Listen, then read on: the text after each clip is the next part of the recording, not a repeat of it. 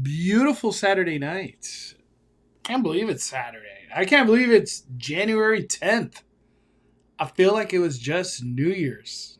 I really feel like it was just New Year's. But welcome, everybody. Everybody. Saturday Bonfire. Fired up! What's up, Daisy? What's up, Noah? Let's do this. Since I missed last year's Mega Movie Summer, I will be going to Mega Movie Summer this year. I hope they keep adding to it. Instead of a DJ live band. That's a good addition. What was it called? The Flux Capacitors. Bring them back. What's up, Ross? When I'll be going to Florida, I'll be going to Universal Studios in Epic. Some good moves. Some good choices right there.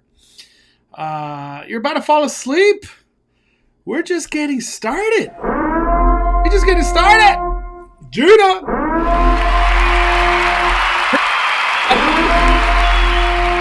Login. Yo, JJ, man. How you doing? Handsome Hanson. How you doing, man? We got Jorge Camarillo. What's up, Jeremy? We got Freshwater Taffy. I know, this is a late night. What's up, Eric? Freezing Saturday. It's cold. It's very cold. And it's windy, and then not windy. I don't know. It's weird. Weird weather. Getting excited about FanFest. We need information. We need information on FanFest. Like official information. They need to announce stuff already. What's up, Antonio? All right.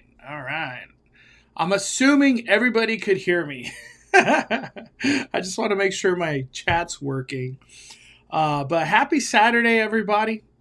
Happy Saturday. Enzo. What's up, Enzo? What's up, Peter? More live bands at Universal would be awesome. They have those pirate guys at Disney. I'm obsessed. I like the pirates. I don't know what they're called. I think they're called the bootlickers, maybe. But they're awesome. I've always enjoyed their sets. I don't know if they still play in the recent times. I haven't seen them in a very long time, but they're good. What's up, Judy?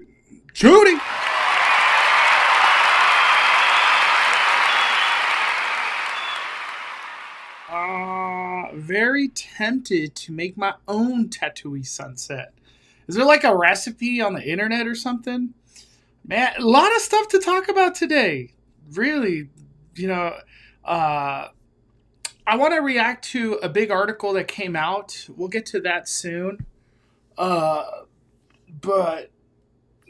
let's talk about some of these weird things that have happened at Disneyland. I think that's probably the best way to start today. Everybody, we ride at dawn for Tatooine Sunset. Why are we talking about Tatooine Sunset? What a random thing. I never thought we would be talking about a Tatooine Sunset in any manner, It never gets talked about. It's just a random drink in Galaxy's Edge. Well, guess what? You cannot order it anymore. It is gone. Pa fuera. Out of here. It's out of here. Pa fuera. Pa fuera. Yep, right here. Why? I didn't want to believe it at first because somebody tagged me on Instagram. My first reaction was like, maybe it's just not on mobile order. But it's just not available. There's no other way to say it. I had to check for myself. You can get the moof juice, and there's like some other drink that nobody cares about is available. For some reason, they don't list it on the mobile order. But yeah, my first reaction to this, nobody drinks moof juice. I for sure have had it one time. and it was probably when Galaxy's Edge opened. Because you want to try everything. Like, oh, am I gonna like this? Am I gonna like that? Uh, the consensus for like 99% of people out there, the Tatooine Sunset is like the go-to. It was delicious. Especially too when you match it up, you get a Tatooine Sunset and a Ronto wrap.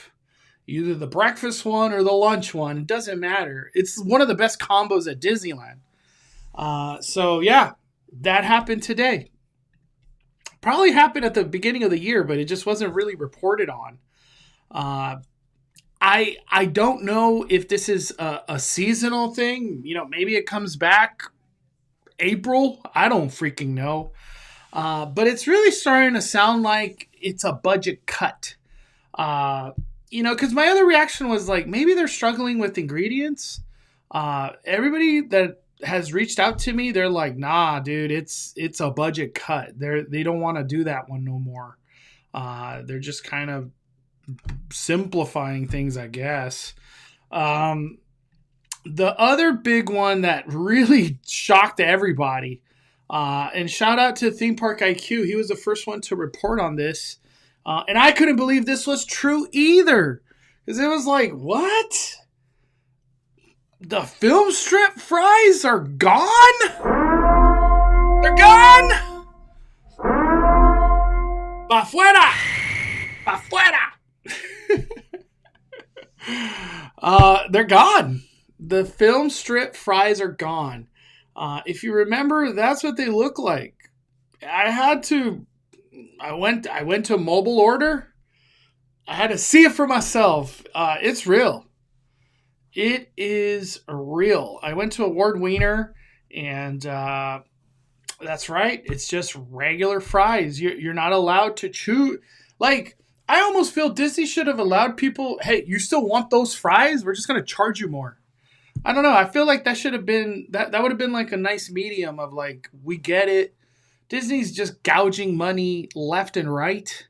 It's like it's almost like we're just beat up from all these price increases that you're just like, it's hard to even fight back anymore, right? All these price increases at every step of the way, everything, merch, food, water. I got to show this before we keep talking about all these French fries. I don't want to believe this either, but people confirmed it was more than one person. I always try to get more than one person to confirm something. Is it not in my story? Oh my gosh. Is it not in my story? Hold on. Stand by. Where did it go? I Heart Disneyland. Right? Yeah, I Heart Disneyland. Here we go. Is it in her story? No. Okay. This one. So she reported, I Heart Disneyland reported that Plaza Inn, you can't get like a fork, a spoon, and I'm talking about like a metal one. That's how it's always been. I don't think anytime I've ever gone to Plaza Inn, I've never got a plastic fork or a plastic knife or a plastic spoon.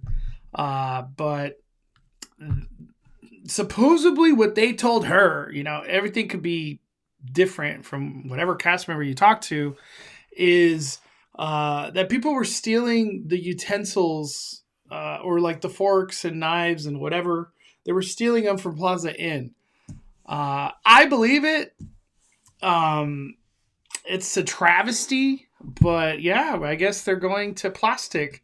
But my question is this another budget cut of some sort? Because now they don't have to like pay people to wash and clean these forks and knives. Now they just throw them away. I don't know the answer to that. I'm kind of leaning, this is just another budget cut. It's just another, because imagine the amount of spoons and forks and whatever the hell they buy. millions of these things. So the discount that they get, the price of these forks and these cheap ass knives that they got, it's probably way cheaper in the long run than to have a physical person cleaning these metal forks and knives over time. So I think it's a budget cut. Plaza Inn had the really good replica silverware. This is nonsense. Are the asada fries still an option? So let's go to that. I'm gonna reverse back. Let me go back to my Instagram. Hold on. Where are we at? All right. So since we're talking about fries, so the film strip fries are gone. And my other question was like, do they still have carne asada fries or asada fry, whatever they want to call it? Because I asked the same question. I could have stopped thinking about this move that happened at Award Wiener. And this move goes pretty deep. And I'll show a couple other things that talk about this subject. But here it is. The asada fries. There's a lot of people that are getting magic keys or they're about to get magic keys. So to them, this will be normal right here. Big deal. What do I care? This is awesome. They got carne asada fries. But to the trained eye who goes to Disneyland all the time, this is what they look like. That, my friend, is asada fries. That right there. That is film strip fry. Like this is what it looks like. This is sad. This is just deflated, a defeated, just sad looking picture.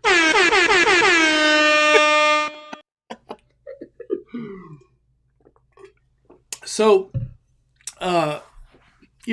this is like such a niche thing. You have to be a Disney addict and you have to have gone to Award Wiener for this to like affect you. To me, I've been going to Disneyland for many years now, all the time. I like Award Wiener. It's a great option if you're ever hungry and you're at California Adventure. It's great.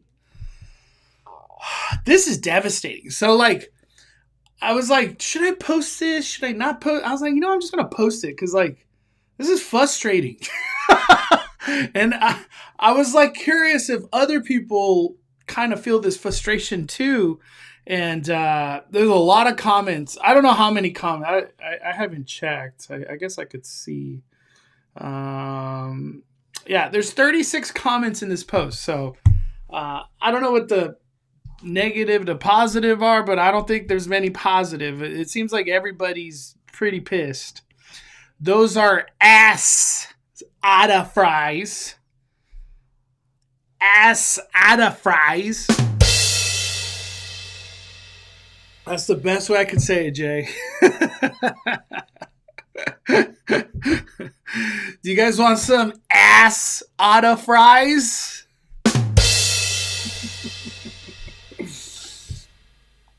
Yeah, it's brutal. So let me keep going because this conversation goes a little bit deeper. This conversation actually goes really deep, but I don't have the info. I've been at a birthday party today. I haven't had the time to like really investigate this. So I could only tell you what, as far as my eye could see. I should ask my Instagram to investigate this. I feel like my peoples on my Instagram would help me out. Check this out. So, our good buddy, Food at Disneyland.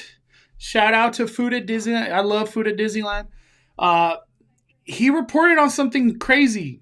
Right here. Hold on. Food at Disneyland, that's his thing. He gets food at Disneyland all the time. So if anybody knows changes, it's this guy. He knows, like, hey, this wasn't like this before. Check this out. Right here. Right now.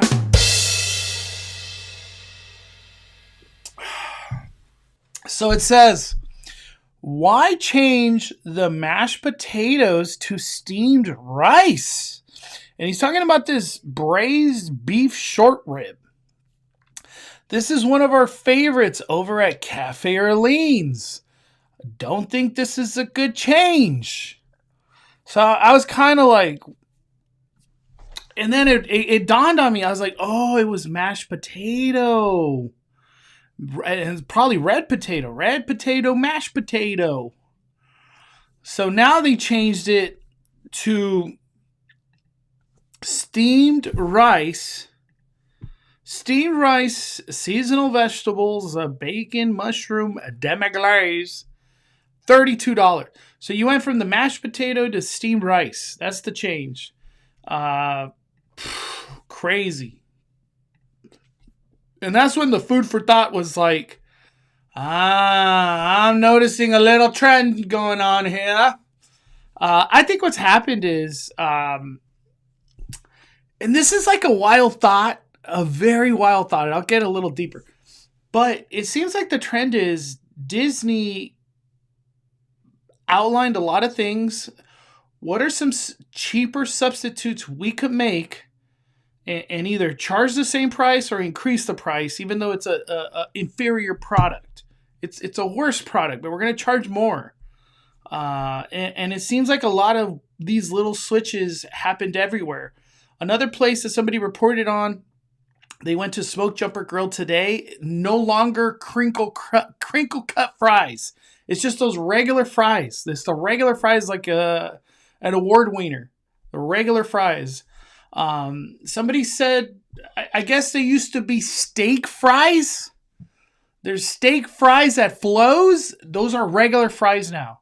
So whatever has happened, Disney made it just emphasis to cut cost with a cheaper substitute, charge more. Or I guess in a sense, charge the same. So they made things worse, charge the same, or charge more. And that has been a trend Disneyland's been doing, honestly, since the pandemic. How can we charge more and give you less? And I've been saying that for a long time. Like, it's not like I'm a new person saying. I've been saying that. A lot of people want to call me a hater and all these things. It's just the honest truth. I guess that's a hater to you, but it's the truth. I think this sucks. You're just getting gouged. It's just a constant gouge. This is how I feel about it.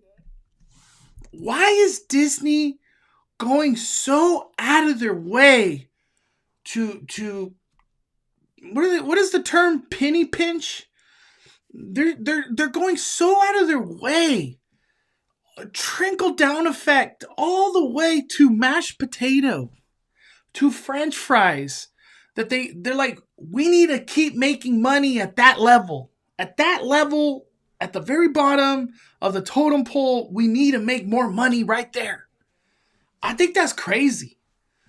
Like, I wonder, is there a struggle to make more money at the top of like higher end things? I guess in a sense that would be like a Spirit jersey, a lightsaber. Maybe they're not making money over there anymore. It's not profitable. Maybe the profitable is at the bottom, where they're just like, let's just start getting everybody for $1 more, $2 more. Like, that's how it feels. And same thing, like if you go to like Candy Palace, what was it? The churro toffee. I remember when the churro toffee debuted, I honestly feel like it was like $4, $4.25. That mofo is like $8 now. A churro toffee, I could look it up so we could give you the exact number, because Candy Palace is open, if I'm not mistaken. So let me try to mobile order a churro toffee from Candy Palace. Candy Palace. Where the heck is Candy Palace? Right here. Nope, that's Gibson Girl. Dang it. Oh, it took me all the way out. Jeez Louise. Candy Palace, where are you at? Wow. Candy Palace is not on mobile order anymore? What in the Baba freak? Churro Tafe. Wonderful World of Sweets. Well, I guess I'll go there. Wow, Churro Toffee. I thought it was $8. It's $8.99. $9. That's wild. Like, I wonder if I could search the word Churro Toffee and I could find like the debut of that item, you know? Because I took a picture when that thing first debuted. I have a picture somewhere in my phone. It's probably going to be so hard to find that exact photo. I'm just trying to see real quick.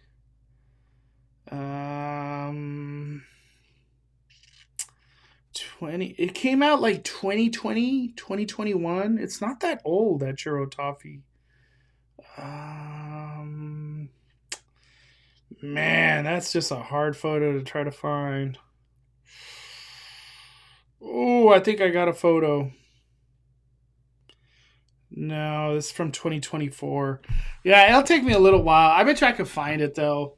But yeah, Disney is, whatever reason, they're just gouging everybody at every level. The most recent gouge that just happened, early entry was removed from hotels. Now you get one lightning lane. Even if you stay 5 days at the Disneyland Hotel, you get one lightning lane for your 5 days. That's pretty whack, if you ask me. We got Miss JT at 54 months.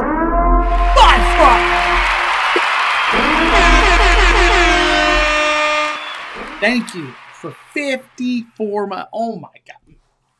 Miss JTX, thank you. Seriously, thank you. They will penny pinch and take away rice and beans and mashed potatoes, but won't cut the CEO and higher ups' paychecks and bonuses. I'm glad you mentioned that. They did take rice and beans away from the burrito at Rancho de Zocalo. The tacos used to have rice and beans. Now I think you just get chips. Maybe some of those you don't even get chips. It's just a burrito. I bet you I have tacos. I bet you I could find tacos from like way back in the day when I went to a Rancho de Zocalo. I have right here. I'll tweet it right now. Hold on.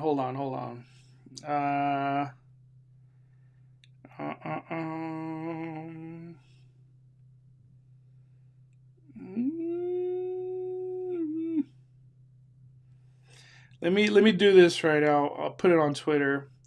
This is what Rancho did, or what year is this? I gotta find out what year it is.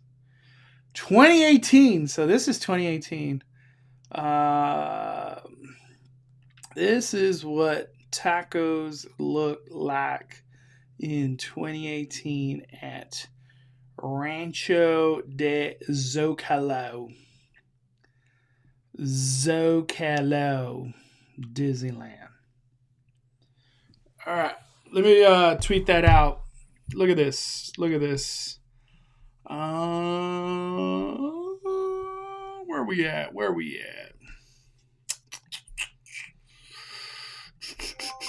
Right here. I probably should have flipped that, but that's just the way it came off my phone. Look at that. You cannot get I don't know. Let me see. I'll put it right now. Rancho de Zocalo. Rancho de Zocalo. Duo tacos with carne asada. They sell them for $14.49. Corn tortillas with tomato.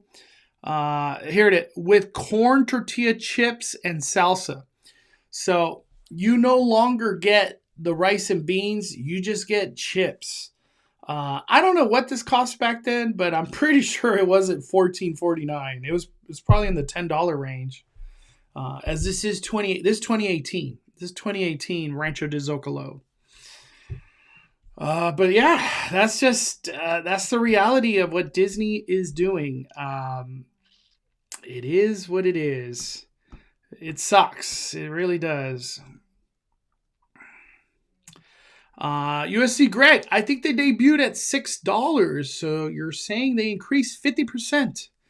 Yeah, I for some reason in my mind I thought they debuted at like $4.25, but maybe you're right at $6. I just don't remember. It is a long time ago.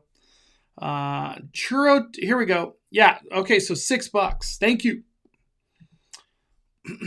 So it's gone up 50%.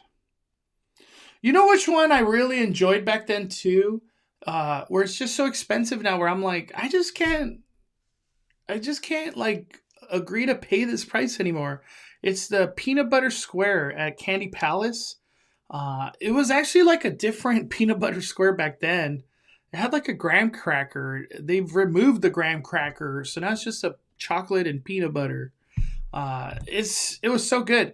I remember it was probably $5 or $6 now, or back then. It's probably like $9, whatever the hell it costs now. I don't know. I just remember last time I was like, this is not worth $9 or whatever price it was. I was like, I'm moving on. It used to be 3 tacos back then. In 2018, that picture that I showed is like, these are like vegetarian tacos, if I'm not mistaken. I dated a vegan girl at this time. Was it vegan? Yeah, I think it was vegan. So I was like, I'll just order whatever you get. I should have. Is it 3 tacos? Is this 3 tacos? Oh my Lanta, you're right. So Rancho de Zocalo was 3 tacos, rice and beans. Current day Rancho de Zocalo, 2 tacos, tortilla chips. Damn, brutality. I just go to In-N-Out. I'll go get tacos or a burrito at what is it? Tacos Los Cholos. I'd rather just go eat over there. That's the thing. As a regular, because I'm a regular, I'm not a one-day guest. As a regular, I just can't justify eating at Disneyland ever. And that's okay with me. I'm not sad about it. But it is what it is. Like when I eat at Disneyland, it's usually like some specialty new food that arrived and Danny really wants to try it. But the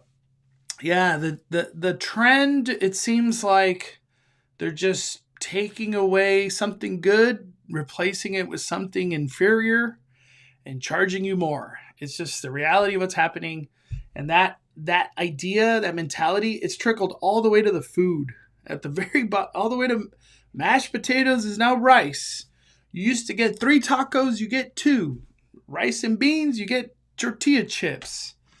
But it is what it is. That's what Disneyland's doing. And, Disneyland is still busy. So I guess in reality, it doesn't matter. But to a local, I think it sucks. There's no other better way to say it. There's no better way to say it. All right, let's move on. I got all wrapped up in that conversation. I should put that as a video, just a regular video. One reason I gave up my pass, if Disney wants to gouge me on food, then I'll go with the cheapest entrance fee. They won't gouge me on entrance, food, and merch. Yeah, they're trying to get every step of the way. What's up, A-Rod? Did you see John Murdy will be back in LA next week? Then go to Orlando. Yeah, I saw that on Twitter earlier. I didn't read it. It was just a glimpse. I was just kind of like, John Murdy in LA? What? let's bring up his tweet. Let's talk about it. What is happening? John Murdy. John Murdy. That was the last thing I thought we'd be talking about today. John Murdy. Where are we at? Right here. This one. All right. What do we got? Flying to LA end of next week. So in a couple days, I guess. Was originally just a personal trip. My mom is turning 90, so we're throwing her a big party. Damn. Hey, shout out to his mom. 90 years old. But has merged into work trip. We'll also be in Orlando for a few days, so if you see me wandering lost around the resort, point me in the right direction. A work trip. All of a sudden, a work trip. Well, let's just say a couple things. There's no HHN being built right now. I think we could all say that pretty confidently, right? Because FanFest is the next big thing that's happening at Universal Studios Hollywood. This is where my mind goes. I don't know if anybody else is thinking this, but this is where my mind goes. Is there some shadowing going on? Like, because, John Murdy ain't doing this forever. He's done it. I think this is his 20th year. I think this year is 20. Maybe that's what's happening. Just shadowing, helping transition to whoever could take over, which I don't know how you step into John Murdy's shoes. Like, he's the top dog. That's my thought. When I read this, that's what I think. And then the fact that he's going to Orlando, and I go back to when Michael Aiello was in LA, and then Michael Aiello stayed in LA for a while, which was really weird because he's the John Murdy of Florida, and their event was about to kick off, and I think it even kicked off, and he was still over here. So it was kind of like, what? I don't know. That's just where my mind goes. I'm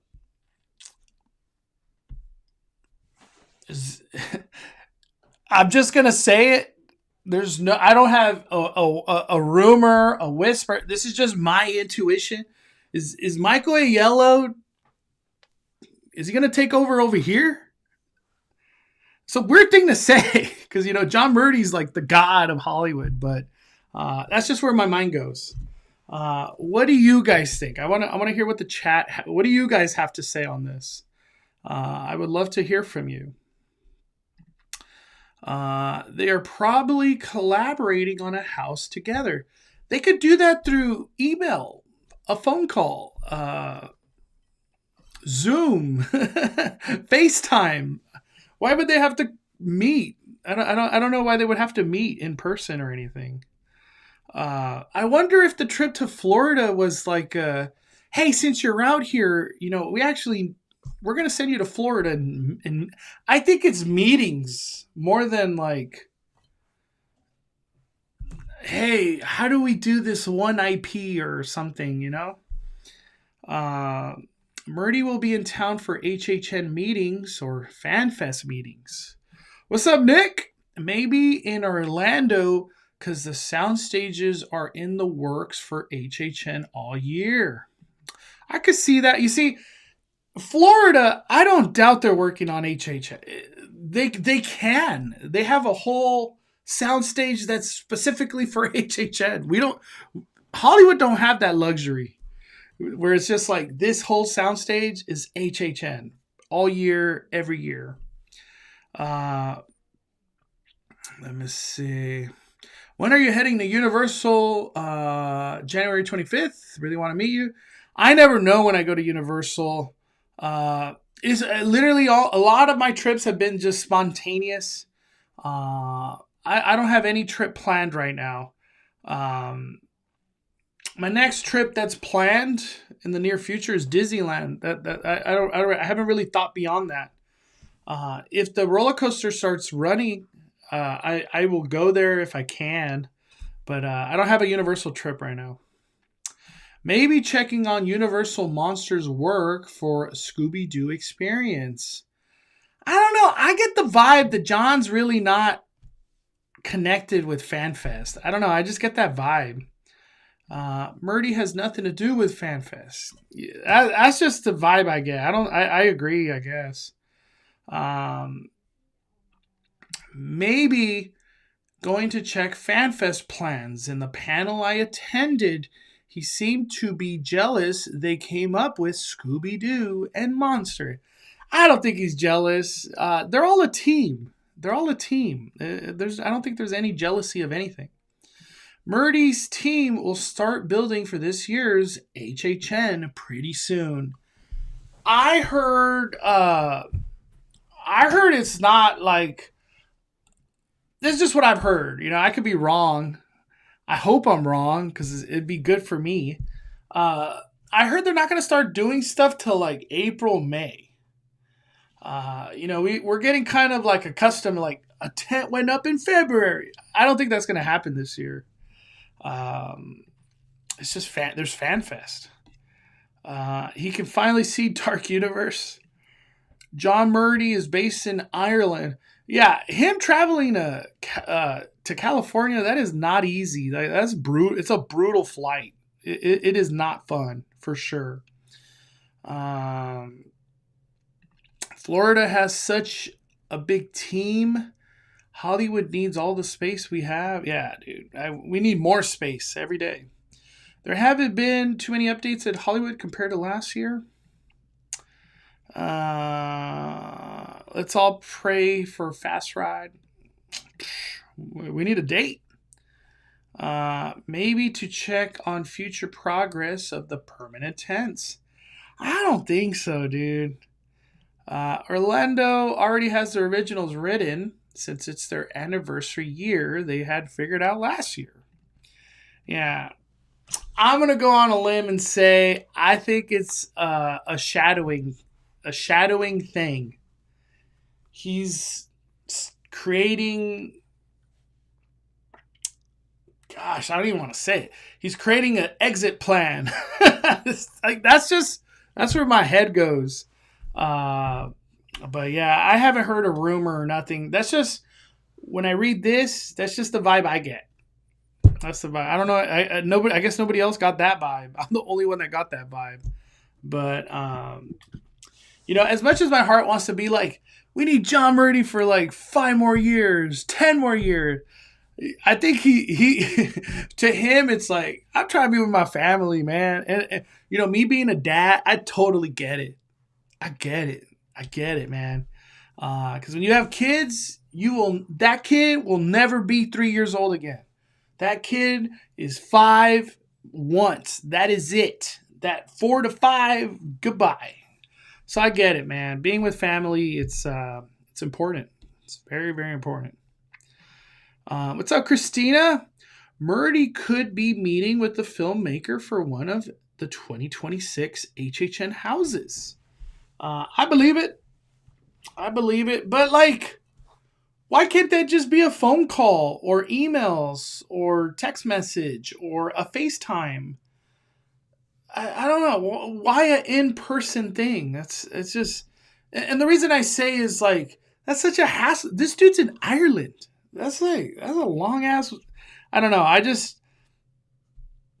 This face-to-face with somebody, is that important? That he has to come from Ireland? Ah, man. Maybe it's some IP that they've just been battling, and it's like, I need to talk to you in person, that you don't mess up my IP. Maybe it's something like that. Who knows? Oh, man. I hope they expand HHN Hollywood. I hope so too, man. There was a tweet of him saying he only thought he'd be doing this for 10 years, and now it's 20. I know. Yo, what's up, Justin? Have you been watching NFL playoffs? I have. I haven't been watching because I've been in a birthday all day. I've had like zero free time to myself. This is my free time right now. Uh, uh, I I I've been keeping track like on my phone, but I haven't like diligently like, oh my god, the Rams are winning, they're losing, they're winning. The Rams, I thought they lost, and then my cousin texts me and he's like, dude, Matthew Stafford came back. I was like, what? I couldn't believe it. I was like, the Rams lost to garbage Carolina. But yeah, Matthew Stafford, he's just unreal this year. Matthew Stafford, I think this is the best year of his life. I know he's had some monster years, but the way he's doing things this year, Matthew Stafford, I think he's MVP. I know there's Drake May and there's a other couple other quarterbacks that they're like, that's MVP. I think it's Matthew Stafford. His age and the competition he's done it against, he's been unreal. And now he's won a freaking playoff game, so he's really supplanting himself as MVP.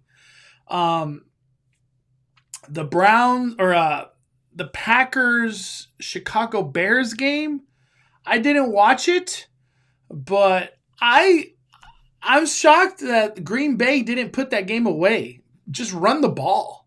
Run the timeout. They were winning, if I'm not mistaken, by like 2 possessions.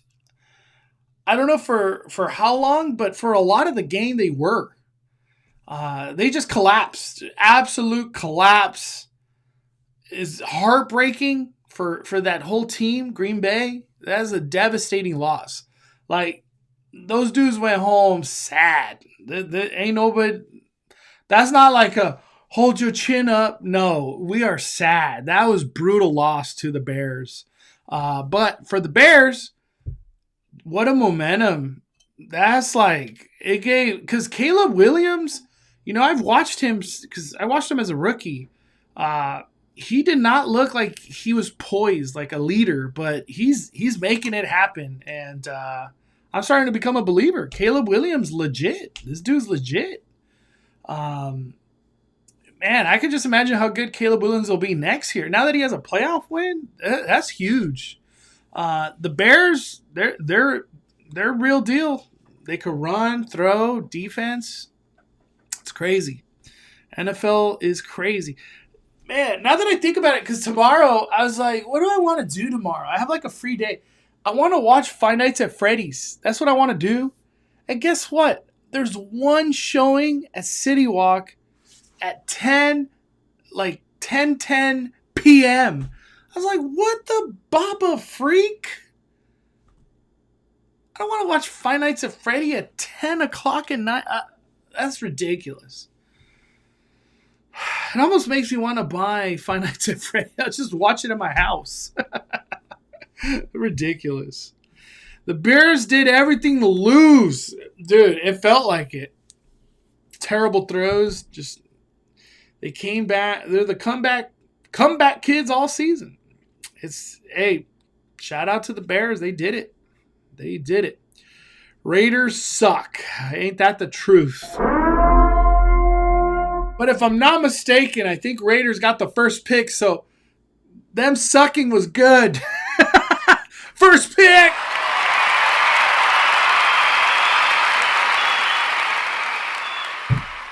In football, you could tank it, and it's good.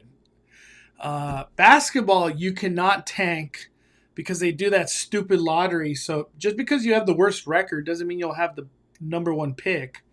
That's how the Dallas Mavericks got Cooper Flag. That was so rigged. I still think that was rigged. What's up, villain? It was 21-3. Run the ball. You have that Josh Jacobs guy, and gosh, I can't remember the backup guy, but he's a beast too. How do you not just run the timeout, dude? Keep getting whack first downs and just run the timeout. It's insane. I can't believe thank God I'm not a Packers fan, so I could care less.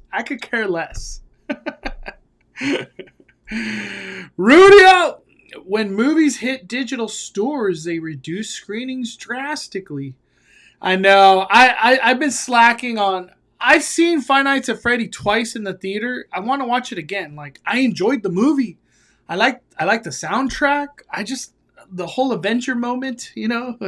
I want to see it again. What's up, Falble? If you could have any Dodgers player jersey, who's your top 3? It's a tough pick. It's tough to pick one. For sure, Shohei Ohtani. That dude's just ridiculous. Gosh. Who else jersey would I want? Let me see. Top Dodgers of all time. Let's put up a list. Make it easier.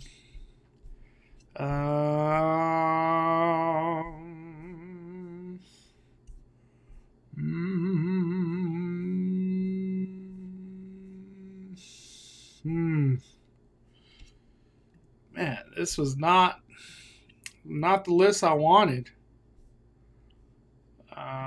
There we go. I think this is a list. I was like, I'm just looking for a list. Why are they making it so hard?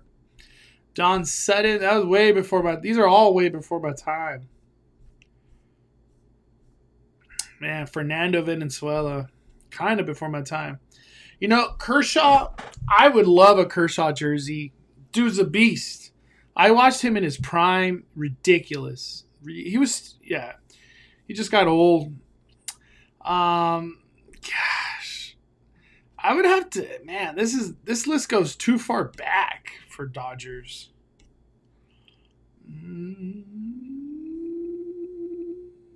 I guess this is like more recent. Earl Hershiser, ridiculous. Straight ridiculous.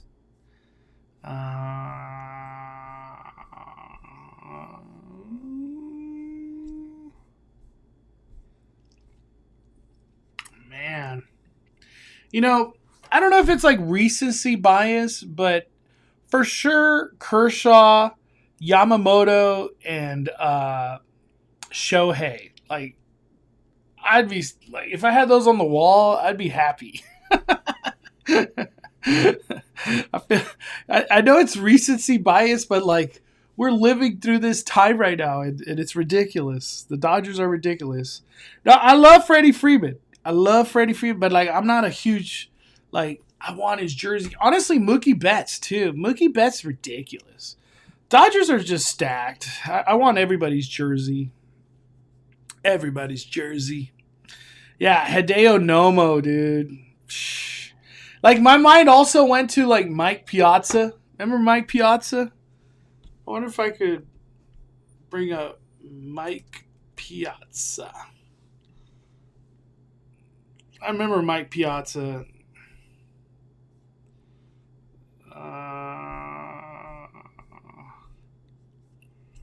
I'm like, was Mike Piazza a Dodger? I have to put Dodgers.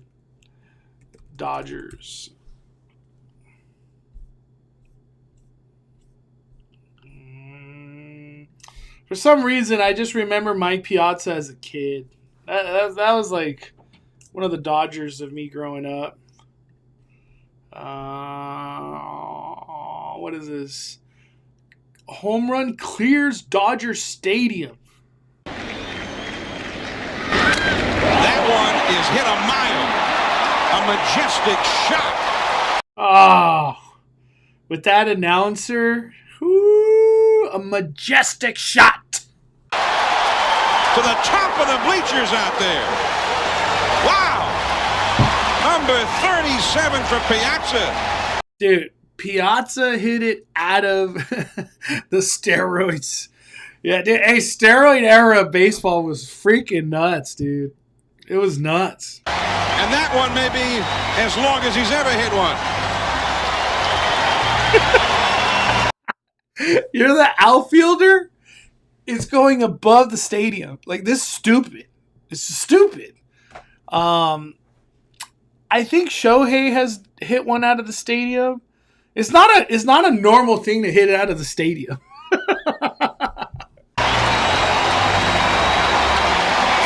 on Dodgers.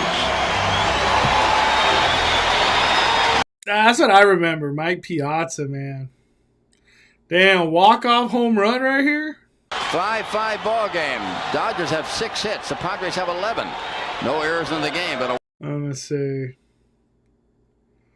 Mike Piazza.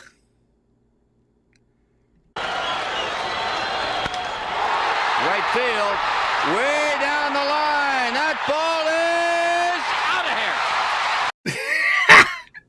here. You know what I was thinking? Like, I don't know why. I just get the vibe. Watch, let me play that back. Right here. Right there. He's like, get that shit out of here. Right field, way down the line. That ball is out of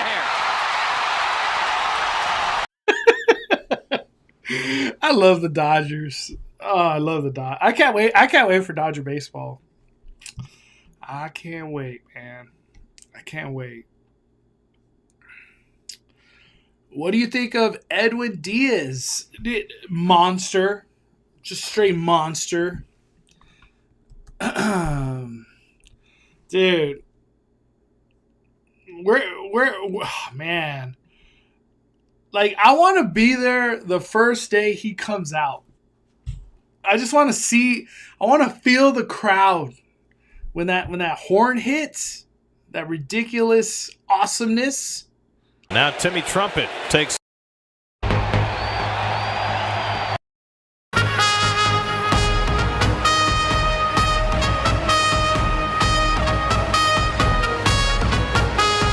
Dude, the crowd, the LA crowd's gonna go bonkers, man, bonkers. It's crazy. It's gonna be awesome. I don't have any other words to say than that.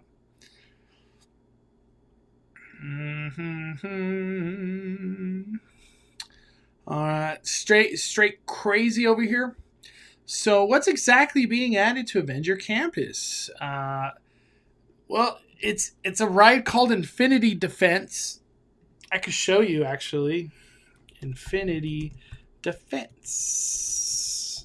Garbage name. Infinity Defense concept art. It's a ride called Infinity Defense.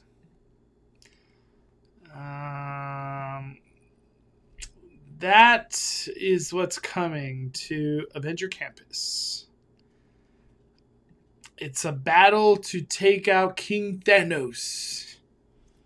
It's going to take all of this to take down King Thanos. It's just kind of a weird one because a lot of these characters are like forgotten. In the Marvel world, they don't exist anymore. Like Werewolf Man, when the hell will we? When will we see him in a show, in a movie? Moon Knight, whatever happened to him? She-Hulk, I don't even think that actor wants anything to do with Disney. We got multiple Hulks here. I don't know. Yeah, who knows what's going to happen with Infinity Defense. The other one is Tony Stark Flight Lab. Those are the two things coming to Avengers Campus. There you go. It's simple as that. It's not more complicating than that. That's what's coming.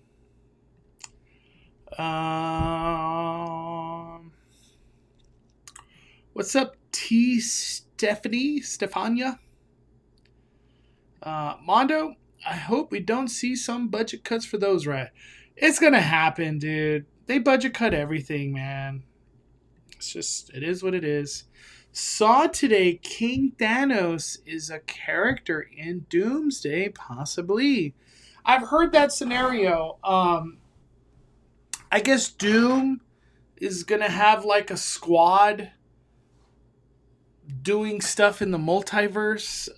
What is that squad called? Doom's team. that has King Thanos. Harbingers of Doom. There we go. Harbingers of Doom. I guess I could show a picture, right? Marvel.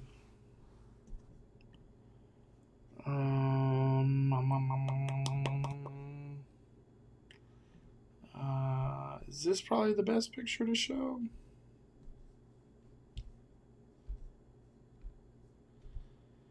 So, this whole Marvel talk gets really funky right away because we're talking multiverse instead of like a line. Right here. Harbingers of Doom. And it involves King Thanos. So, yeah, there's that. There's that. Everybody keeps... Is this Harbingers of Doom?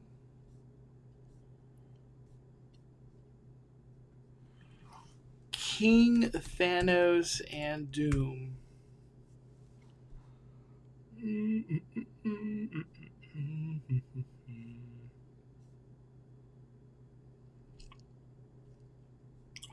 Yeah, supposedly we're gonna get this moment right here. Just like snaps Thanos out of his body. I guess that's gonna happen. I don't know. There's a lot of stuff that's gonna happen in Doomsday. It's gonna get crazy. We're not that far away from Doomsday when you really think about it. 5 months, right? Or no, is it December? I can't remember anymore. Too many days to remember. I remember talking about. Let me bring it. There we go. I remember you talking about them saying bringing kid friendly into the parks. Well, Deadpool ain't friendly, and neither is Thanos. Disney just be contradicting themselves like Dr. Facilier, not in Tiana. I think their justification is put it in DCA. That's where we do all that weird stuff. I think if it comes down to Disneyland, they would never do it. But at DCA, they just let it fly. Like Deadpool has guns. It's like so iconic to Deadpool. And in his holsters, he had chimichangas. That's how they kidified it. So, I don't know. How do you kidify King Thanos? Like, for the simple thought of King Thanos kills a lot of people. The regular Thanos kills a lot of people. I don't know. I guess like you're going into Marvel, that's just part of that world, so that's to be expected. I don't know. But yeah, Disney does all the weird stuff at DCA. Why do you think it's taken them so long to release Lunar New Year food guide? Because there's nothing on it. Nothing new. That's why. So when they release the foodie guide, for the most part, it'll probably be like 80% the same things. And it's going to be like, what? And then it'll be like, but it starts next week. So go eat all the food. I don't know if I'm going to get a lanyard. You know,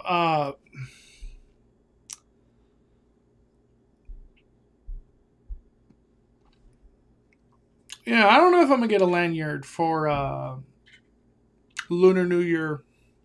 I'll definitely get some of the foods, but I don't think a lanyard might be needed, honestly.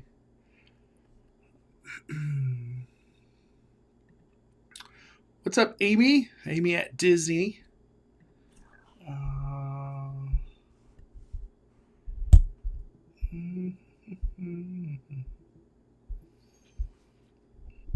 I want to bring something up. This is I haven't even got to the article I wanted to talk about. I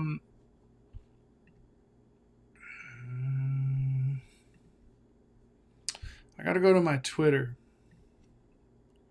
What's up, Carla Kiko? Happy Saturday. Happy Saturday. I know. I keep forgetting it's Saturday. I want to bring this up. I feel like this is important to a lot of people. Right here. Instagram data breach reportedly exposed the personal information of 17.5 million users. The leak includes usernames, email address, phone numbers, and more. It includes everything. A lot of people are monetized on Instagram, or they buy stuff on Instagram, so like they have everything.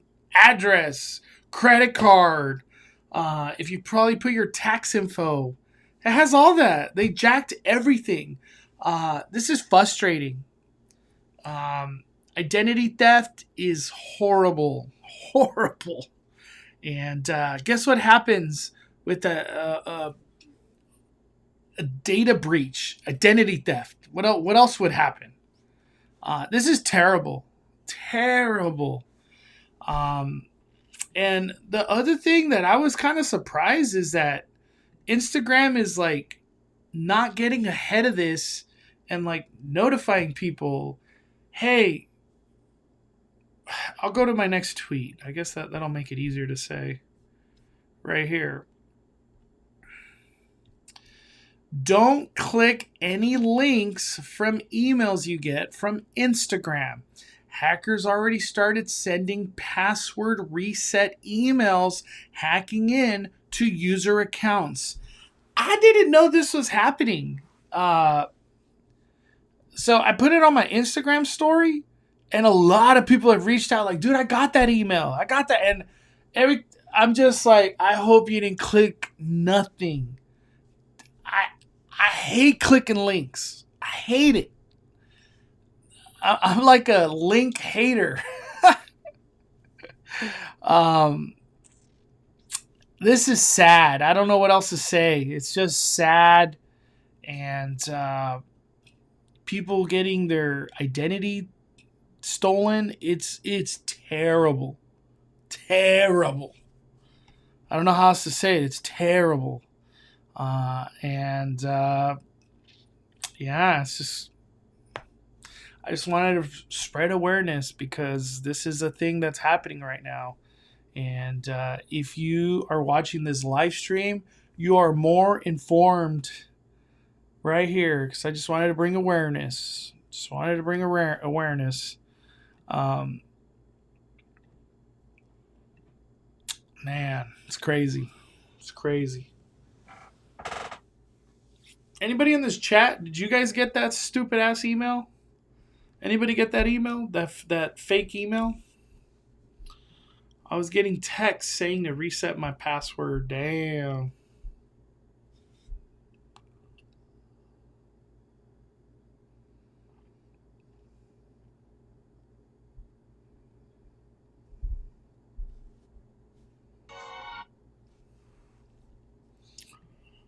Mm-hmm.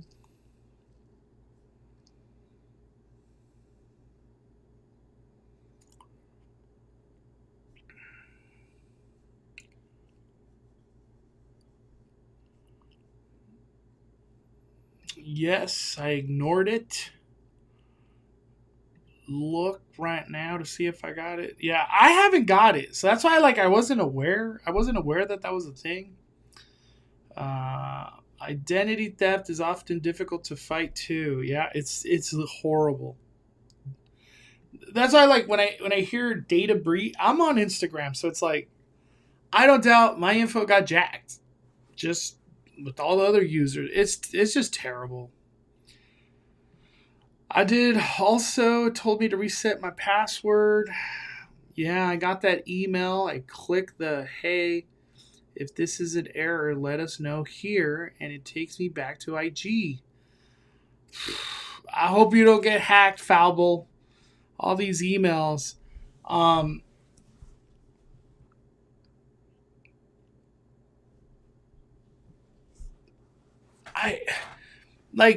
don't know why I fight to say these things that I'm going to say right now, but I wrote it. I actually texted out like a tweet, and for whatever reason, it didn't let me tweet it. I don't know why. Maybe I was in a bad internet area, but I was just like, maybe that's a sign to not put it out there. But I just want to say, this.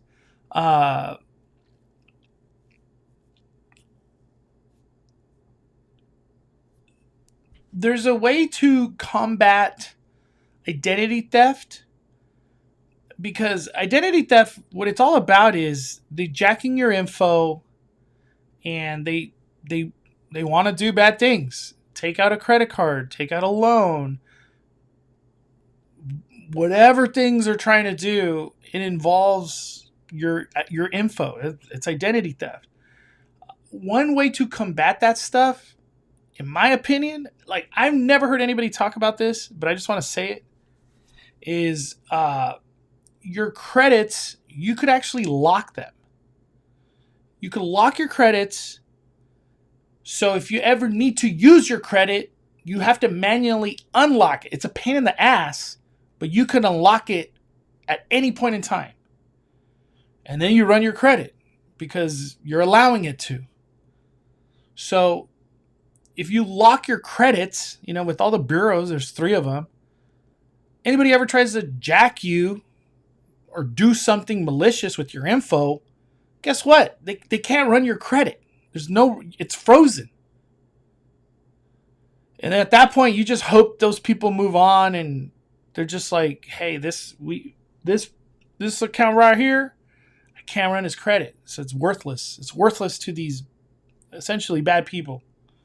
But my best advice, anybody that has Instagram, don't click shit. Don't click nothing. As like tempting as it is, like, oh my God, reset password or whatever the hell links are coming from Instagram, just put that into the junk mail. Just delete. I feel like I've been getting phishing emails. I think that's what they call it. It's like your iStorage is full and things are going to get permanently deleted. I'm like, what the why would Apple ever say these things? Delete. Like, get out. As good as some emails look, you're just like, delete. Get out of here. So, yeah. Yeah, I froze all my credit at the big 3 after huge hack years back. So man, like, I don't know. Man, I know I'm not like financial advice or anything, but honestly, everybody should have their credit frozen. You're not in the business to get a credit card. Why do your credit lines need to stay open for some reason? Are you in the business of getting a loan anytime soon? No. Why is your lines of credit open to just be run? For what? Nothing. Lock those things. Freeze them. There's no negative anything to having your credits frozen. I don't know. Just word of advice. You don't have to listen to me.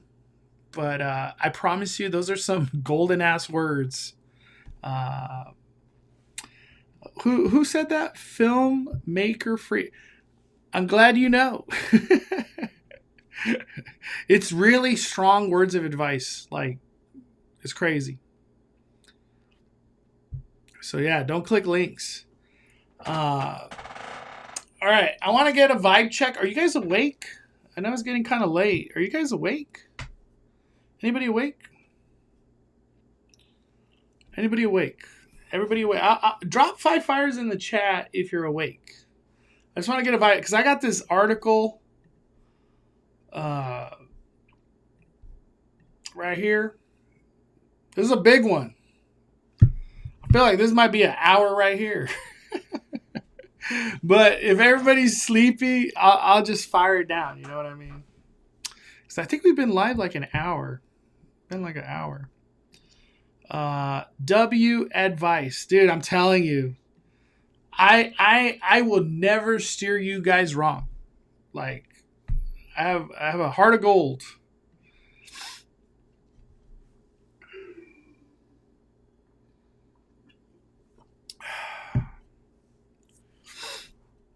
Wide awake.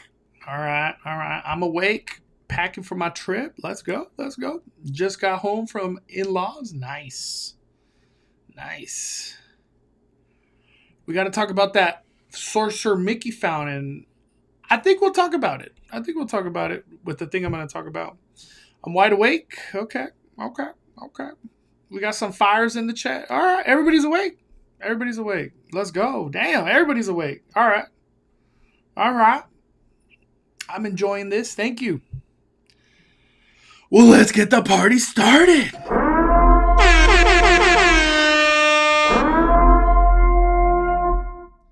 So, I've seen a lot of mumbo jumbo on Twitter, and I'm just like, I can't even really talk about this because I haven't read the articles. So, I've been waiting to read the article because I knew I wanted to do it in a bonfire, and I could have a conversation with people, you know. So, this will be fun.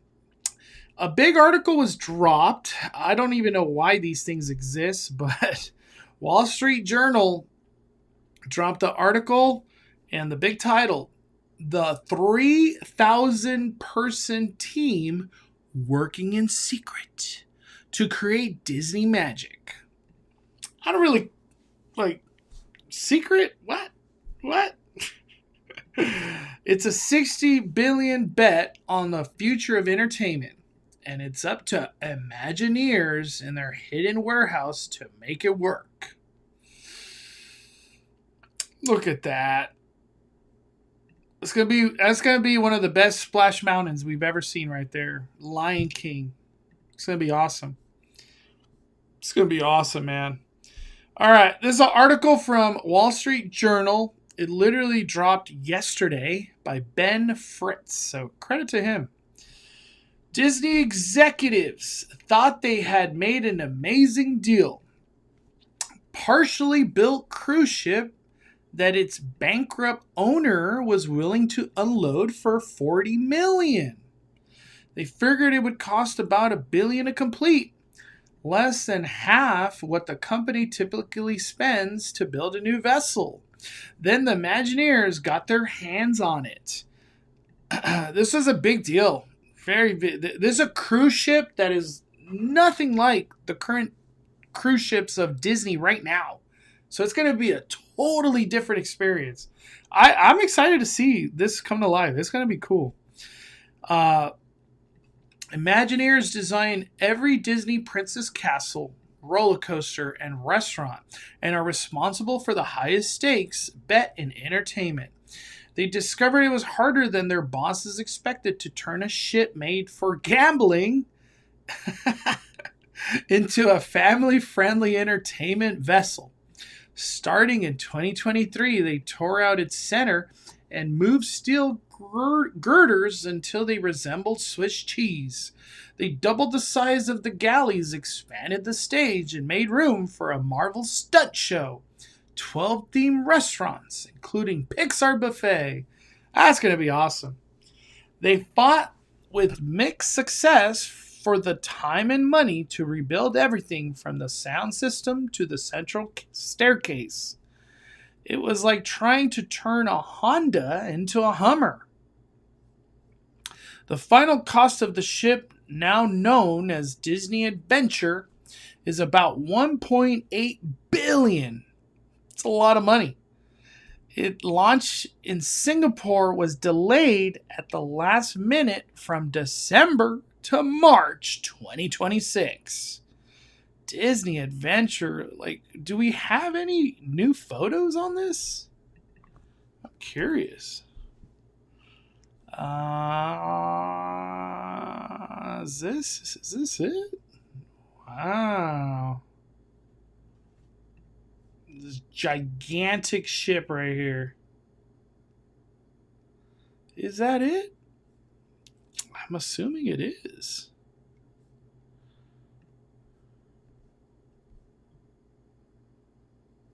Wow. This is cool. So it got delayed from December to March, forcing the company to refund and reschedule thousands of reservations. Disaster. The adventure will be Disney's biggest and most immersive ship, and retrofitting it saved years of work compared with building it from scratch, Walt Disney Imagineer President Bruce Vaughan said. The theme parks and cruise ships Vaughan's team design cost billions of dollars, dwarfing budget of movies that cost several $100 million at most. When they succeed, they bring revenue for decades and imprint Disney characters into children's memory. I don't know. Disney movies have been, they're costing billion with marketing and all that, especially Doomsday. Like, I don't doubt the cost is literally $1 billion to making it, marketing it. Oh my gosh, it's going to be crazy. But I guess this is it right here. Look at that ship. Damn. That's going to be so cool to be on that. Theme parks and cruises have overtaken television as Disney's biggest source of profits, and the company is counting on them to fuel its growth for the rest of this decade and beyond. And that's very true because Disney pounded a lot of money into Disney Cruise. Multiple. Look at all the amount of ships that keep coming out of Florida. It's ridiculous. Disney investing $60 billion in theme parks and cruise ships through 2033. Nearly double what it spent in the prior decade. How cool is that to hear? We're in the decade of Disney spending money. And budget cutting in all these weird places. Imagineers have to spend that money. They're currently expanding and improving all 6 of the company's global resorts, including the new Marvel attraction in Anaheim, California. A ride through the magical home from Encanto in Orlando and a Lion King land in Paris. They're also designing a new park in Abu Dhabi and growing the cruise line from 7 to 13 ships. My gosh, that's crazy. Imagineering roughly 3,000 artists, engineers, project managers have long operated largely in secret, a company tactic so that theme park visitors would feel they were entering a magical alternate world. They work in unmarked warehouses with curtains surrounding the most sensitive work and sign non-disclosure agreements.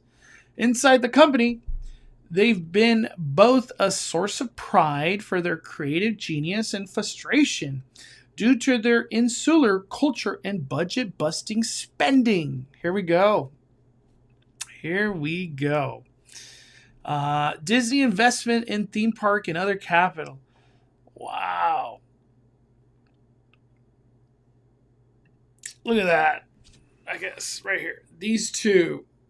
A lot of money being spent now in theme parks. Disney parks are full of attractions that opened late, went over budget, needed costly overhauls after debuting with the thud. The delays and cost overrun on the adventure are just the latest. So the cruise ship's just getting wrecked. Material and labor costs, government regulation, and technology can all change during projects that take as long as 5 years. Imagineers now face heightened pressure to deliver projects on time and on budget after years of failing to do so, according to people close to the company.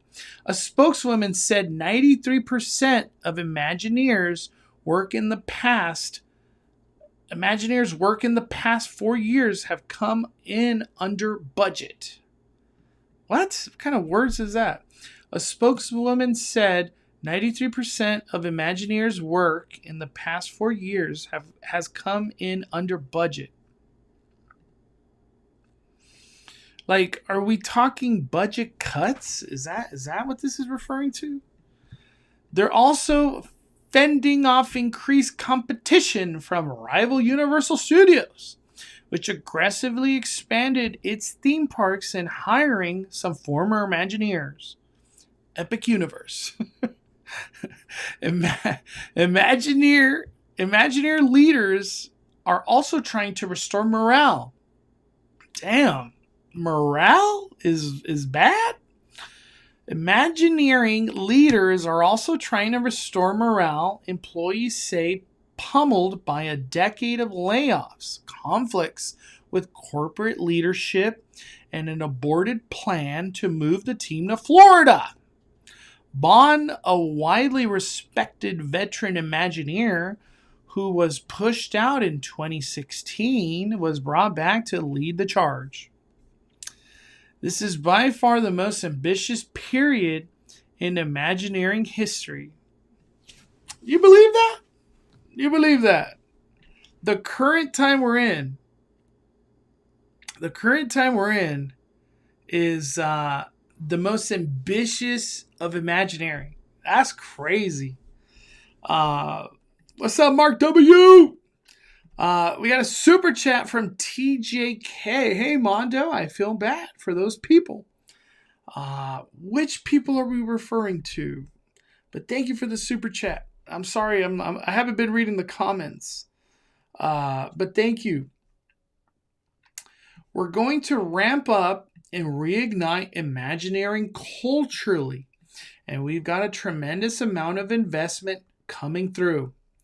Imagineering have been both central to and part of the Walt Disney Company since they started designing Disneyland ahead of its 1955 opening. They worked on the studio lot, but were technically employees of an independent company called WED Enterprise, which was wholly owned by its namesake Walter Elias Disney. Walt sold WED to his entertainment company in 1965. His designers started calling themselves Imagineers that same decade. But the division wasn't renamed Walt Disney Imagineering until 1986. A culture shift took longer. Well into the 21st century, Imagineers referred to WDI as the company, confusing new arrivals who thought they meant parent corporation Disney. Here we got Bruce Vaughan. A lot of cool artifacts in the background. The pride was hard-earned. Imagineers are a distinctly diverse group of craftspeople with skills ranging from costume design to mechanical engineering to project management. They hold 831 active patents for technology, including multi-directional moving floors. And why do they keep bringing up the floor thing? It's so weird how enamored they are about this multi-directional floor. I don't get it. I don't get it. And rotating roller coaster and have wowed guests with achievements like Enchanted Tiki Room, Singing Birds in 1963, and a Spider-Man robot doing aerial acrobats today. Some Imagineers saw executives as an obstacle that needed to be overcome. They sometimes used a process internally as progressive seduction to get approval for projects at smaller scale and then suggest one seemingly small improvement at a time until it was as big as they actually wanted it to be. A person with knowledge of matter said. I heard that's a thing. I heard that's a real thing that it's almost like ideas have to be nudged through, and it's like we have to convince this group of Disney to then be like, oh yeah, that's a good idea, to then at some point budget it, create it, go back to Imagineering, they finally do it, instead of Imagineering just leads the way and they just do things. It's not like that. The Disneyland or Walt Disney World, that side is totally different than whatever Imagineering is. I guess that's what this is talking about. They're trying to really mend things with that. We got a super chat from Joshua. They should tear down every theme park in the U.S. and just make one big FNAF park right in the middle of the country. Just keep things simple.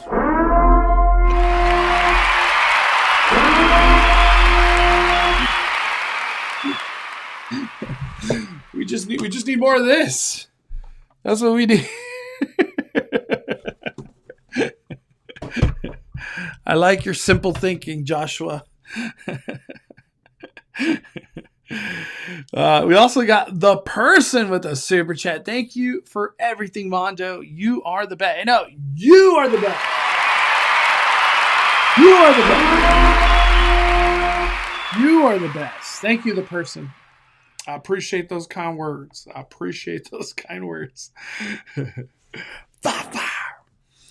All right. Let me keep going. Their prized autonomy took a hit. This is what I've been wanting. This is what I've been wanting to talk about right here. We're about to talk about it. It took a long time, but we got there. Their prized autonomy took a hit after Bob Iger became Disney CEO in 2005. His mandate for parks was the same as for movies. Focus on franchises, whether from the company's vault or his acquisition of Pixar, Marvel, Lucasfilm. Movie characters have been part of the park since Disneyland opened, but Imagineering also has a rich history of creating original stories and attractions like Pirates of the Caribbean, Haunted Mansion, Jungle Cruise, and that largely stopped by 2010. That sucks, right? That sucks. It's just like, I don't care about your original story. You put Tiana in Splash Mountain.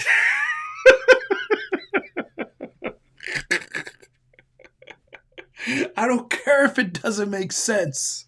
What was another one that got IP'd? Gosh, I'm trying to think. California Screaming? You stick Incredibles in it. I don't care.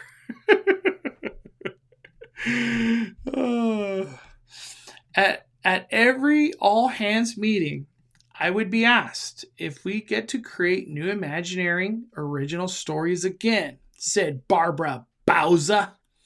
I don't believe that. I feel at every meeting, if you keep asking that, like one story has to come through, right? Of like, you know what? This original idea that you have, let's do it. This is good. Or at this point is like, whoever was in charge is just like, we don't care about your original idea.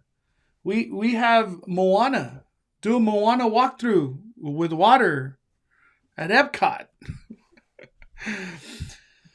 Who was the president of WDI from 2020 to 2024. Why did you make it happen, Barbara? You were the president? And you didn't create an original story? What? That's getting weird. And is now executive at architecture firm Canon Design. What is Canon Design? I never heard of that.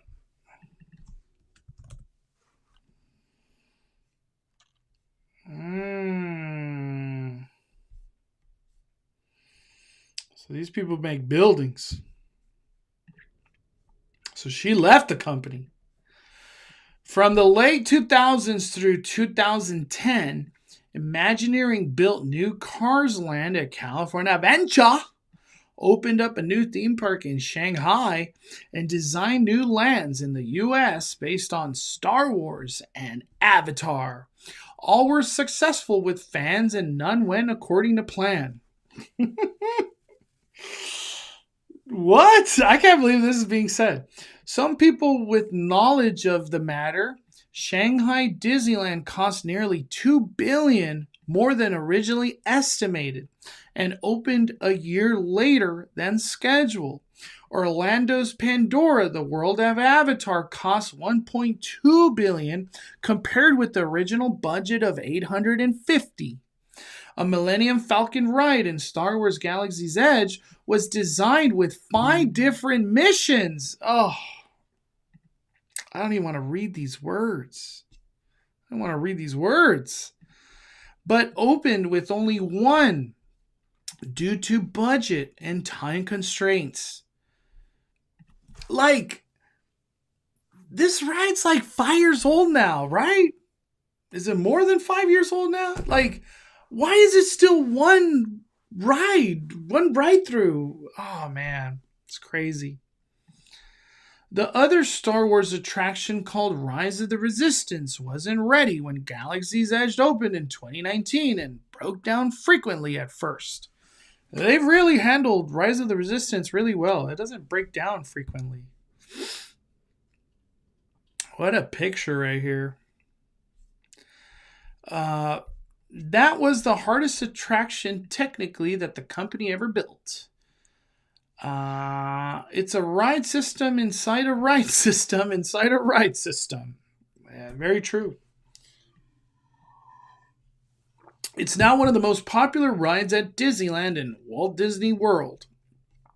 Russell, who co-ran WDI with Vaughn from 2007 to 2016, said they were healthy debates over whether to measure his group's work more based on design and construction cost or value of its creations in the long term. Imagineers, of course, preferred the latter metric. All right, here we go. These are like the words you don't say at Disney. When Bob Chapek, I couldn't believe this. This is why I'm talking about this article right here. When Bob Chapek took over Disney's park business in 2015, he focused intensely on getting Imagineers to stick to budgets and schedules. Like, is that not a good thing, right? He believed WDI had been allowed to operate without the same discipline required of the rest of the company, said people with knowledge of the matter. It was a huge, and for many Imagineers, unwelcome culture shock. I can't believe we talk about Bob Chapek in 2026. This is crazy. Chapek, who was Disney's CEO from 2020 to 2022, replaced Vaughn and Russell with another veteran Imagineer, Bob Weiss, and brought in new people to manage cost. Senior financial executives were visiting WDI daily, sitting down to approve or disapprove budget items, even tiny ones, line by line. Weiss wrote in his memoir, Dream Chasing. Yeah, I think he just wrote a book, if I'm not mistaken. I saw Bob Weiss. Was it at D23? I think I went to his panel. I went to his panel where he was talking about his book. I think I put that in my vlog, if I'm not mistaken. Imagineering size ballooned and contracted over the years depending on how much work there was to do. After Shanghai opened, the company lost many veteran designers after it offered buyouts to Imagineers who had been there at least 20 years. So Disney did it to themselves. They were the ones sending out buyouts. Experience operating income as... Okay, we'll just keep going. It was also a time of diminished ambition. Oh my gosh. This is getting crazy. This is a crazy article. It was also a time of diminished ambition because senior park executives didn't trust WDI could deliver projects on time and on budget. Wow, this is wild. Like, there's so much pointing of fingers going on right here. Like, this is crazy. This is literally crazy. Plans for several major Marvel attractions were killed. People familiar with the matter said. What does that even mean?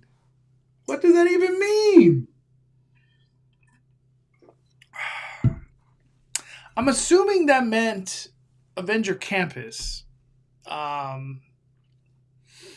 so far we have 2 Avengers Campus. The one in Hong Kong, Shanghai. I can never remember. Is it Disneyland Paris? No, it's Disneyland Paris. Disneyland Paris has Avengers Campus. It's the Spider-Man. Everybody's pointing fingers here.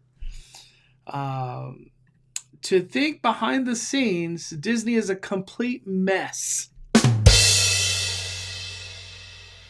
Proposals by Imagineers to refurbish Disneyland's aging Tomorrowland were also turned down, as executives calculated it wouldn't do enough to increase attendance.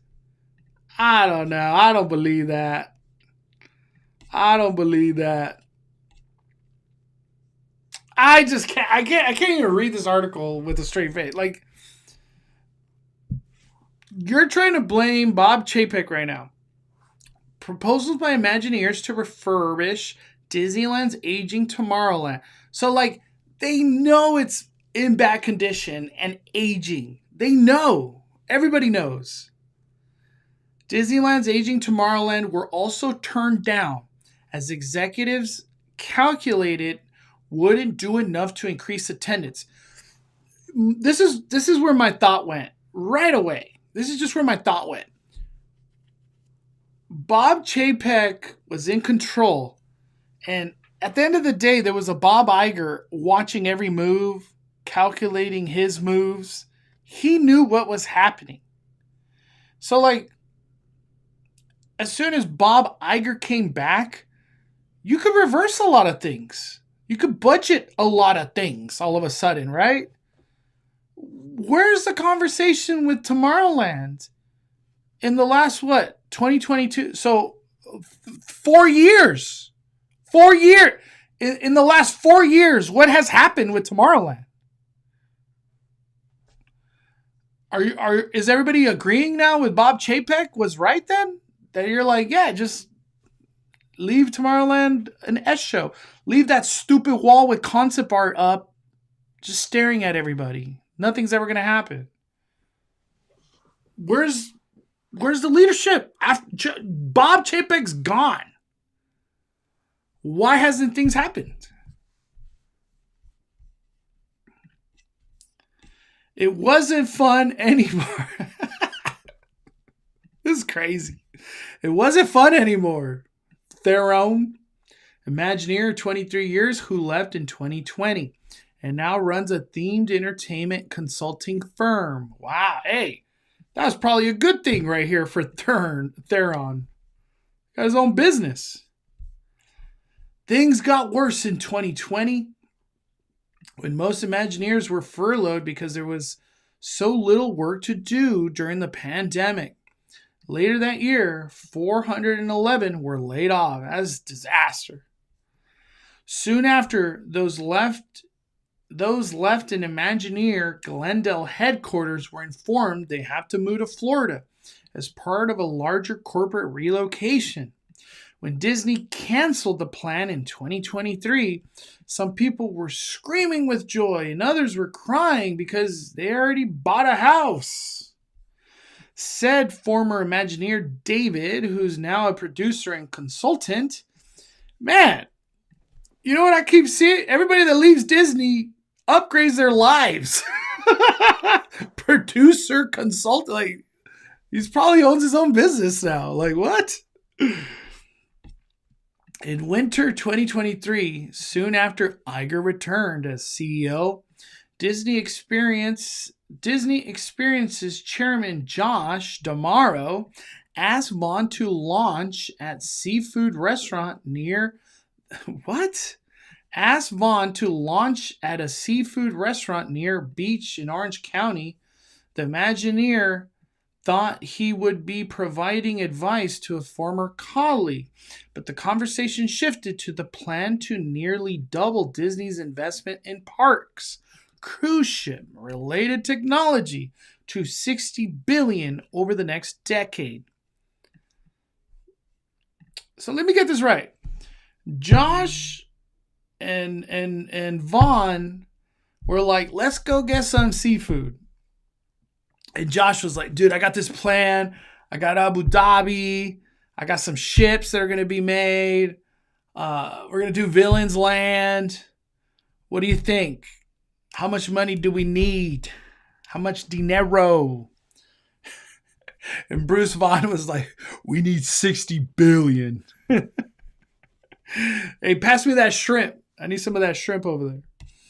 That blew my mind, said Vaughn, who started his career in movie visual effects before working at Imagineering for 23 years and then as a startup CEO and Airbnb executive. Man, hey, everybody that leaves Disney are just coming up in life. This dude, startup CEO, Airbnb executive, goddamn. Damaro, who is one of the two candidates to succeed Iger as Disney CEO, I feel like it's Damaro. And the reason I say Damaro, it seems like he is the reason they landed Abu Dhabi. And you best believe Abu Dhabi, the amount of money that's going to get blasted into that. But at the same time, all the research and development that Disney's doing because of Abu Dhabi, and then all the money that's going to get streamlined back into research and development at other Disneys, it's a gigantic deal. And Josh D'Amaro landed that. So D'Amaro, who is one of the two candidates to succeed Iger as Disney CEO, believe Vaughn had the right mix of creative expertise, business acumen, and staff respect to head WDI at a critical juncture. Vaughn ran the unit alongside Bauza for a year before becoming president in 2024. All right. We're almost done, everybody. I don't know if I'm putting y'all to sleep, but this has been very interesting right here. For his bosses and shareholders, Vaughn's mission is to build attractions that expand capacity so more people can spend more time and money. Since a post-pandemic rebound, attendance at Disney theme parks has been flat. I don't know if I would call it flat, man. Maybe Walt Disney World, but Disneyland it's only going up. And at the same time, y'all did stupid ass reservations. So you controlled your flatness, right? You had reservations, stupid ass reservations. With financial growth driven in part by price increase. Oh. They're like, you're making more money because you're charging more. What did you expect? Current and former employees say Vaughn needs to reignite morale and end disconnect with corporate executives. Already, he's delegated power and resources to Imagineers who work at the company's resort in Orlando and overseas so they could handle more work themselves, from designing models to fixing quality issues. He said the move was inspired by Imagineers in Shanghai designing a new Zootopia land largely on their own when bosses in California couldn't travel during the pandemic. That's a great move. It's an incredible move. Empower the Imagineers. Like, why wouldn't you? Vaughn has brought back retired Imagineer, including Russell, as consultants to mentor younger staffers. He's also including colleagues from park operation, marketing, pricing earlier in planning so they could realign from the outset.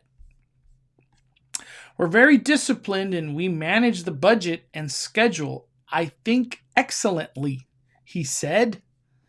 The challenge, he added, is there's not a science to this. We don't ever build the same thing. WDI is designing robots based on Star Wars and Frozen that could roam park grounds. What? I guess the BDX droids is what they're considering Star Wars. WDI is designing robots based on Star Wars, Frozen, which they just did the Olaf. that can roam park grounds and projection technology that changes audio animatronic characters' expression with light. It's using video game engines to move digital assets from films into rides. Millennium Falcon, including a second mission on the Millennium Falcon ride that will be based on May's Mandalorian and Grogu Star Wars film. Man, I saw a video earlier that Mandalorian and Grogu, like a lot of plot has leaked. I don't know if that's true or not, but I didn't click the video. I just didn't have a chance to watch it. I've been busy. But I'm very excited for Mandalorian Grogu. Season 3 was terrible, but overall everything, involving Mandalorian has been great. So hopefully this big budgeted epic tale of Mandalorian is good. I want Star Wars to succeed. We haven't had a lot of Star Wars in general, and to make things worse, we haven't had a lot of good Star Wars in general. So I'm ready for a resurgence of Star Wars. I love Star Wars. But man, they made it really hard to be a fan in the recent years. And it's building an internal artificial AI? Disney and their AI? And it's building an internal artificial intelligence tool that accumulates 73 years of research and design work for Imagineers to draw on when doing work. So they pumped all their data into an AI. That's what it sounds like. Some Imagineers say what they're most excited about is Villains Land. Ooh, really? An expansion of Orlando's Magic Kingdom currently under construction, though it will feature characters from Snow White, Peter Pan, Aladdin, and it's not based on a specific film. That makes it the closest thing to an original land in Disney's U.S. park in 25 years. That's not true. That's the end? Oh my gosh, we're going to end on that statement. I think Peter is the one that, right? Was it Peter? I could have sworn Peter commented to me. Right, Peter? I could have sworn it was you. I guess I could click Peter.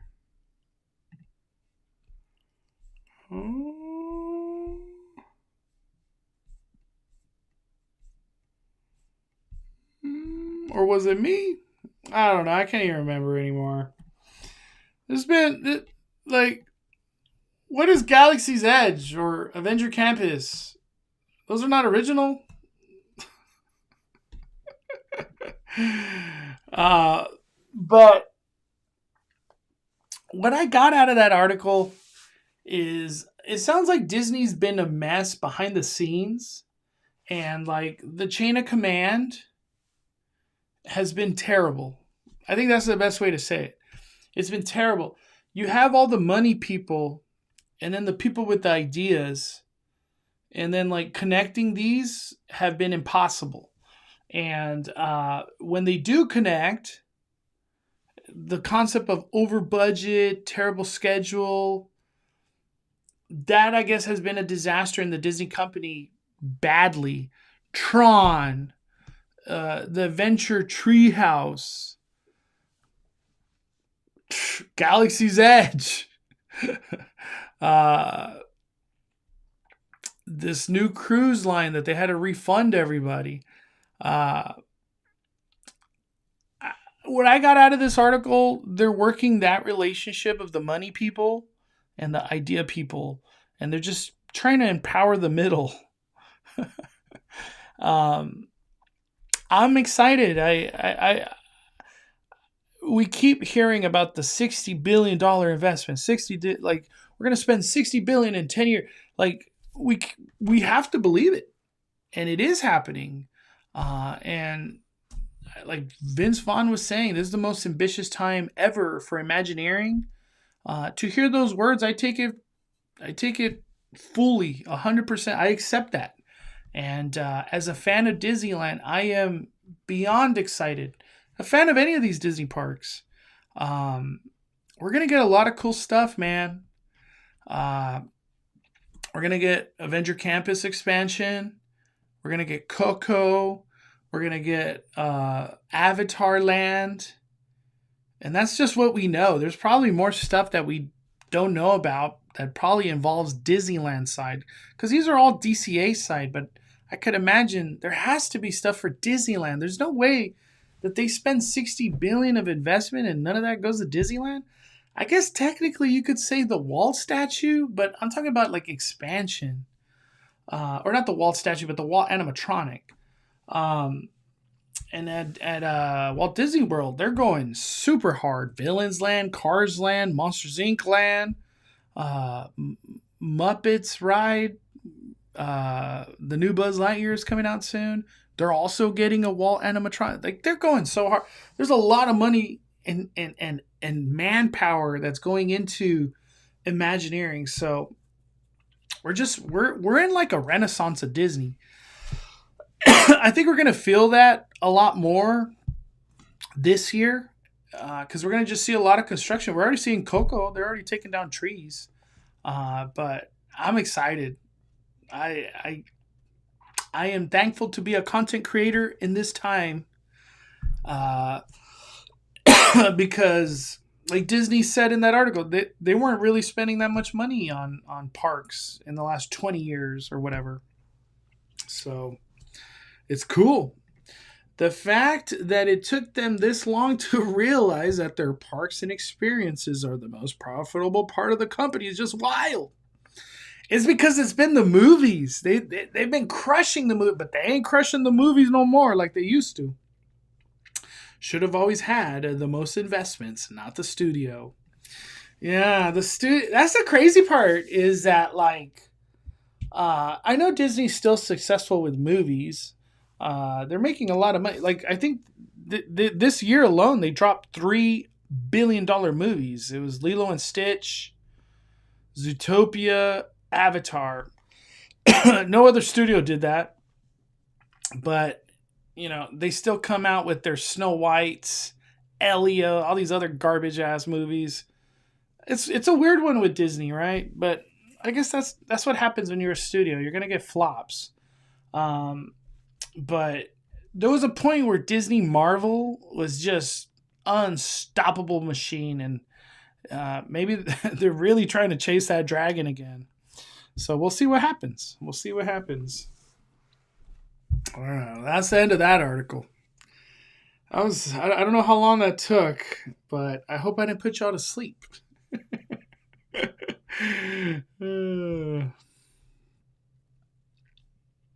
We got to talk about the Sorcerer Mickey fountain. Peter's just stuck on that. We could talk about it. There used to be a Mickey Sorcerer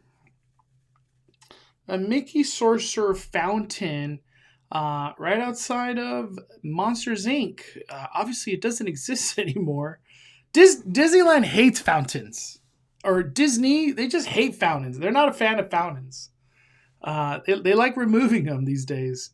But Peter was just saying there's already water infrastructure for the future Avatar.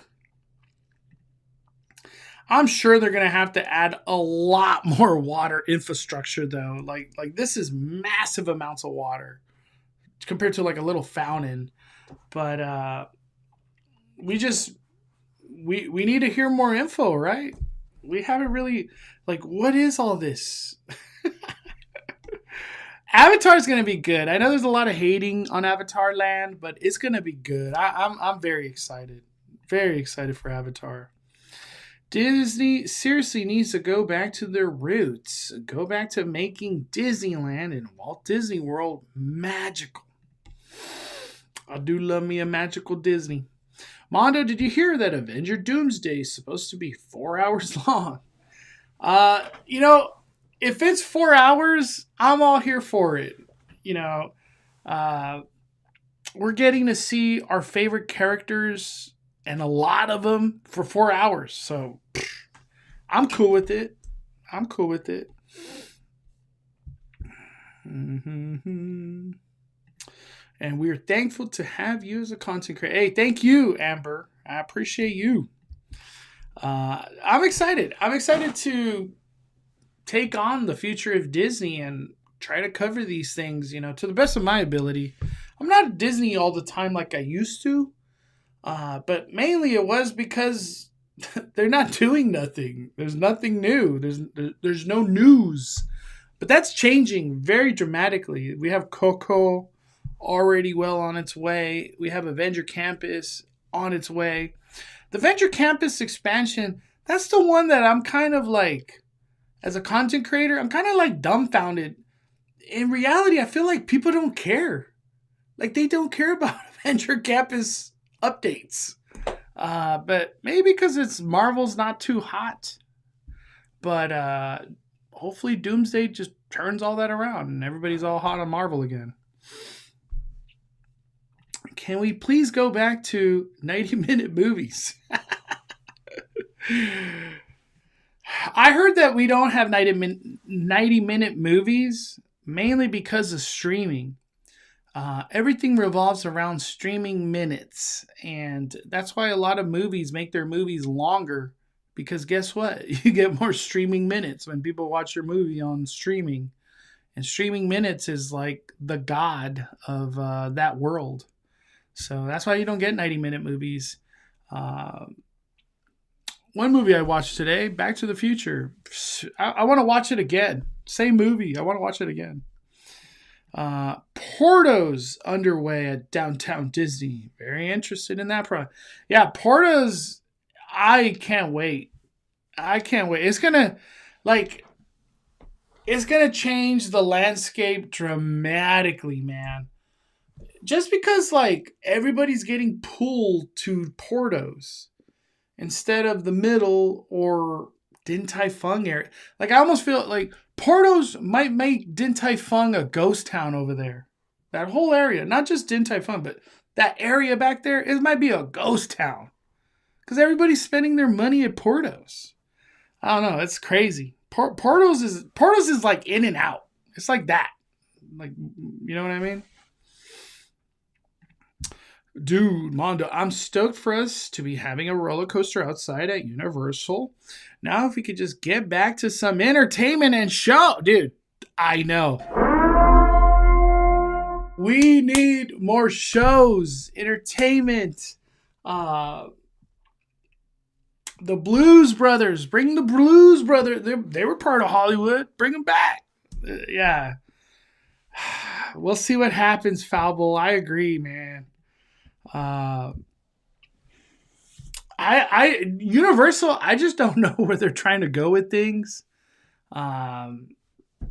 Maybe their focus is just like events, at least right now. So Fan Fest, Mega Movie Summer, HHN, Grinchmas, that's kind of they're in that. But yeah, I just are they willing to build a building and then you do a show? I don't know, dude. It's crazy. It's a crazy thing. Because we literally lost 2 buildings that have shows. Animal actors, special effects. I'm still shocked we lost those things. This is freaking crazy. It's crazy. Yeah, they got Waterworld. That's it. They do have the Street Sweepers. I don't know if you know who the Street Sweepers are. All right. I think that's going to be all for today, everybody. I thank you for your time, for hanging out with me. Everybody that's watching, that's hit the like button, thank you so much. If you haven't already, hit the likes, the super chats. Thank you, everybody. Tomorrow, we should have Speculation Sunday. But I don't know I don't think I'm going to be at a theme park. I might just take the day off tomorrow. Take the day off until Speculation Sunday. Am I going to be at a theme park? I don't think so tomorrow. Unless the roller coaster starts running, which I doubt. I doubt the roller coaster at Universal would be running. But thank you guys for your time. I hope you have a good night and get some good rest. Hope you have a wonderful Sunday. Enjoy the sun. Beautiful. It's been beautiful out there at the midday. The sun's out and beautiful. All that rain that we had, you couldn't enjoy the sun. There was no enjoying anything. But I hope you have a wonderful Sunday. Smash the like button. We are firing it down. I love y'all.